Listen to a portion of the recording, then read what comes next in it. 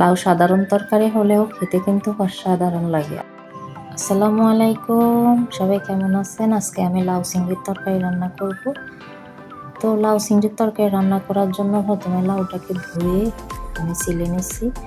এরপর আমি piece piece করে কেটে এটাকে একদম সুন্দর করে কেটে নিচ্ছি। তো বাজারে গেছিলাম, লাউটা দেখে অনেক কচি মনে হলো, তো লাউটা নিয়ে আসলাম। মাশাআল্লাহ, রান্না করার পর খেতে অনেক মজা হয়েছে, একদম সিজনাল লাউর মতো একদম গলে গেছে। তো আমার লাউ কাটা ডান। এক পাশ দিয়ে আমি পেঁয়াজ আর কাঁচামরিচ কেটে নিয়েছি।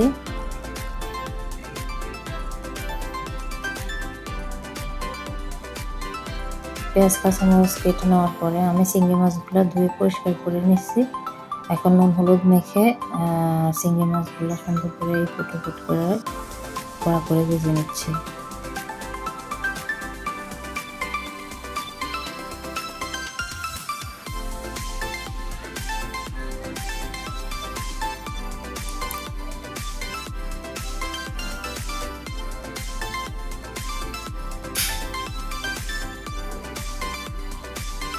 তো চিংড়ি মাছগুলো ভাজা হয়ে গেছে, আমি এক পাশ করে দিয়ে এখানে কাঁচামরিচ আর পেঁয়াজ কুচি দিয়ে দিলাম। পেঁয়াজ কুচি দিয়ে এগুলা একটু হালকা ভেজে নিচ্ছি। হালকা ভেজে এখানে আমি পানি অ্যাড করে দিব। পানি অ্যাড করে দিয়ে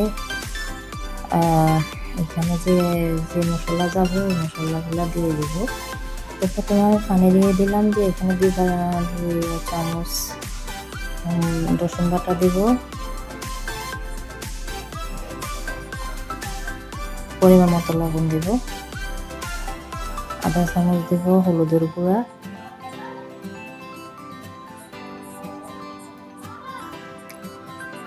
আধা চামচের থেকে একটু কম দিব মরিচের গুঁড়া দিয়ে আমি এগুলা নেড়ে ছেড়ে ঢাকনা দিয়ে দিব। তো এগুলা ভালো করে জল কষানো হোক। জল কষানো হওয়ার পরে আমি লাউগুলা পাতিলে দিয়ে দিব, দিয়ে ঢাকনা দিয়ে ঢেকে কিছুক্ষণ রান্না করব।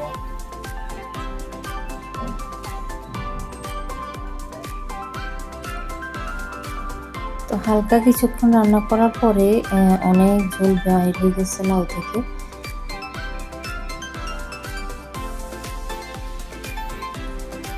আমি আবারও ঢাকা দিয়ে আরো কিছুক্ষণ রান্না করি।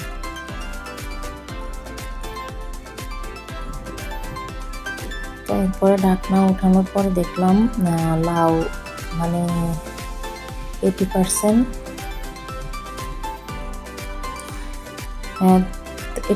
সিদ্ধ হয়ে গেছে। এখন আমি ডেকে আরো কিছুক্ষণ রান্না করব।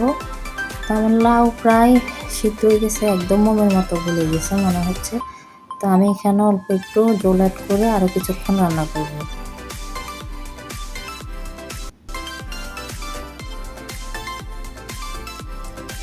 সামান্য জল অ্যাড করে দিলাম, জল অ্যাড করে দিয়ে আমি ডেকে এবার হইতে কতক্ষণ লাগে।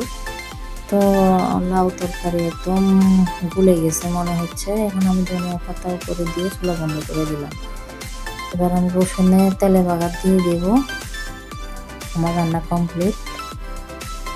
তেলে বাগার দিয়ে দিলাম। তো কম বেশি লাউ তো সবাই রান্না করেন, এভাবে একবার রান্না করে খেয়ে দেখবেন, অনেক মজা। আনসিজনাল লাউ মনে হচ্ছে সিজনাল লাউ খাইছিলাম, অনেক মজা লাগছে।